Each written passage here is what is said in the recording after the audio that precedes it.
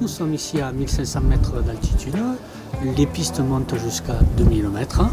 Voilà, donc on pratique ici le ski alpin, le ski de fond, mais aussi d'autres activités comme le snake glisse, qui est de la luge d'hiver, et puis aussi de la raquette, des itinéraires de ski de randonnée. Ici, il y en a pour toute la famille, du débutant à l'expert. On est la station la plus à l'est du département de l'Ariège, donc on bénéficie des retours d'est et bien entendu de la neige qui vient nord-ouest. Donc on est assez bien enneigé ici, naturellement.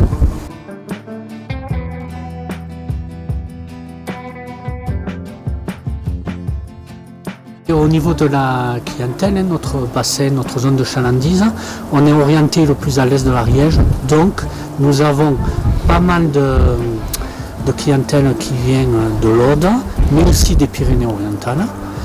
Et bien entendu, on a aussi tout un pool de clientèle qui a une résidence secondaire ici et pour qui Mijanet c'est la station de cœur.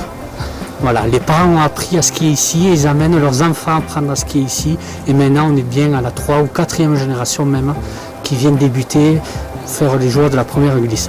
On a aussi toute la population locale.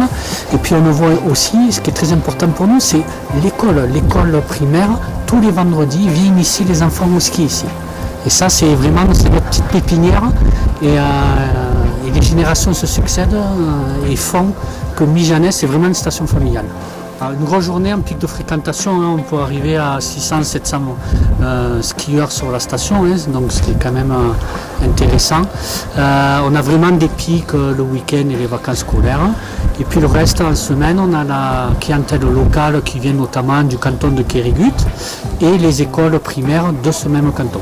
Ici, les investissements sont portés par le syndicat mixte de la Haute-Vallée d'Ariège. Donc on a 4 téléskis et un tapis. On a un petit réseau neige de culture aussi qui vient nous aider à conforter la neige naturelle.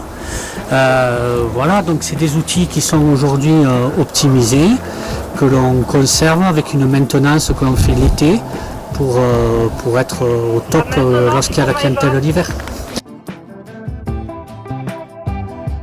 Dès que la station rouvre, c'est tout un pan de l'économie qui reprend avec l'emploi saisonnier, avec aussi le snack bar, le restaurant qui rouvre, l'école de ski et aussi des activités de certains socio-professionnels comme par exemple les chiens de traîneau.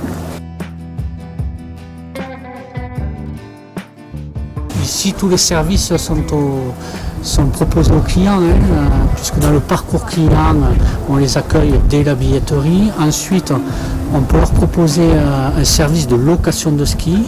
Ils peuvent aussi réserver les écoles de ski pour les débutants. Et ensuite, bien entendu, la délivrance du forfait de ski.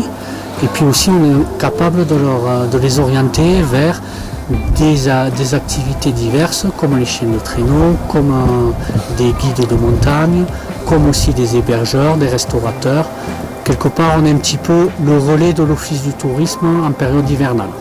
On a une politique tarifaire adaptée à notre clientèle, c'est-à-dire qu'on a un prix très abordable. L'ensemble de la famille peut venir ici à des prix vraiment concurrentiels.